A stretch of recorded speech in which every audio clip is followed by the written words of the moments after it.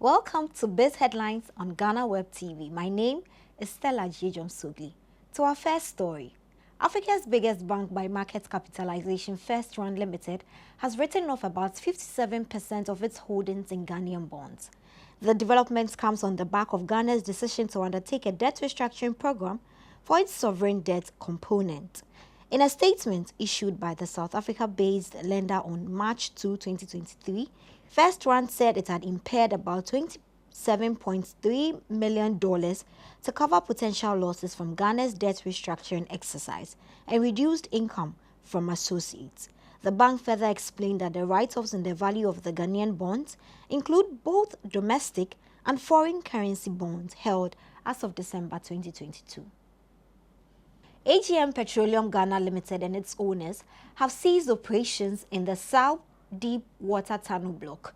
A statement signed by the Chief Executive Officer of the company noted that the move was after carefully considering all options. It further added that the AGM is an independent company and the decision has no implication for Accra Energy's plants in Ghana.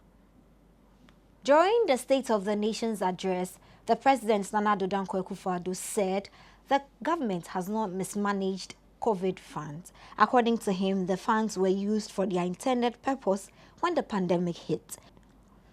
Akufo-Addo stated that it was the government who requested the auditing of the COVID funds and assured that there was no mismanagement of the funds. Government secured $4.52 billion from its latest auction on March 6, 2023. The bills were oversubscribed by $1.82 billion at an average interest rate of 27%.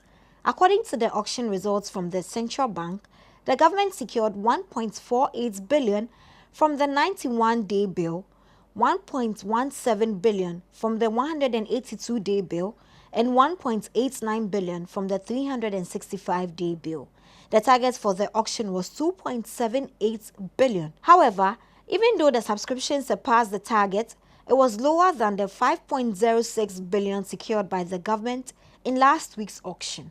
President Nana Addo Dankwa Akufo-Addo has stated that the government's gold for oil policy has begun yielding its intended result of reducing fuel prices. According to him, the price of a litre of diesel has seen a reduction of about 10 cedis since the program commenced. Akufo-Addo added that the gold for oil policy is a creative way of using the country's resources. Meanwhile, the minority leader in Parliament, Kesiel Ato-Forson, took under 2 minutes to sternly critique President Nana Addo's SONA on March 8. Ato-Forson, in supporting the motion moved by his colleague on the minority side, pointed out a series of economic indicators that showed that all was not well with the country, as Akufo-Addo's address sought to portray.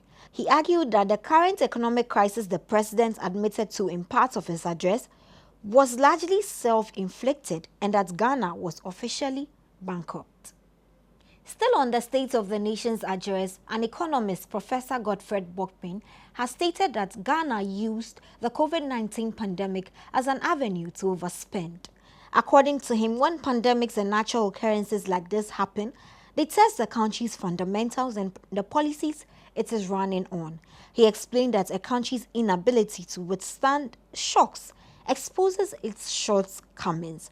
Quote, "It's as though you are majoring in the minor, and the reason we are saying this is that Russia-Ukraine is a global issue and the impact is pervasive. COVID-19 is a pandemic. The impact is pervasive.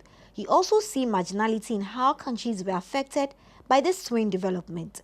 It is in this level of the marginality that you are able to see the difference in the resilience of one economy compared to the other economy." End quote.